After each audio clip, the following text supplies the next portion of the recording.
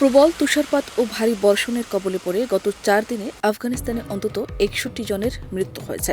দেশটির দুর্যোগ ব্যবস্থাপনা কর্তৃপক্ষ জানিয়েছে, ২১ জানুয়ারি থেকে রোববার পর্যন্ত মধ্য ও উত্তরাঞ্চলের প্রদেশগুলোতে এই প্রাণহানির ঘটনা ঘটে। প্রাকৃতিক এই দুর্যোগে ১১০ জন আহত হওয়ার পাশাপাশি ৪৫৮টি ঘরবাড়ি আংশিক বা পুরোপুরি বিধ্বস্ত হয়েছে।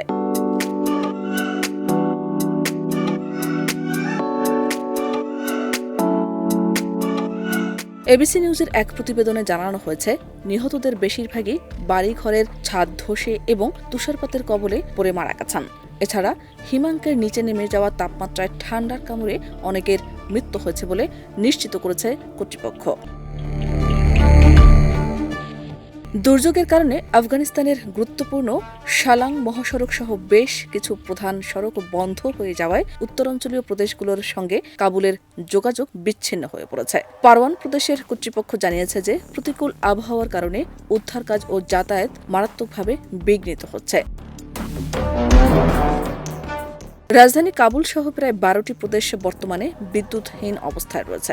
স্থানীয় জরুরি বিভাগের তথ্যমতে গত বুধবার প্রবল বাতাস ও বৃষ্টির সময় একটি বাড়ির ছাদ ধসে ৬ শিশুর মৃত্যু হয়েছে। তুষারপাতের ফলে অনেক গবাদি পশু মারা গেছে এবং অসংখ্য দোকানপাট ধসে পড়েছে। একই সময়ে যুক্তরাষ্ট্র তীব্র তুষারঝড় ও শীতের প্রভাবে বিপর্যয় সৃষ্টি হয়েছে।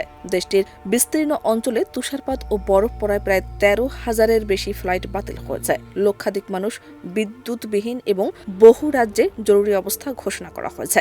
রাস্তা বন্ধ ও যাতায়াত ব্যাহত হওয়ায় সাধারণ জীবনযাত্রা বিপর্যস্ত। শাহনাজ পারভীন, দেশ রূপান্তর।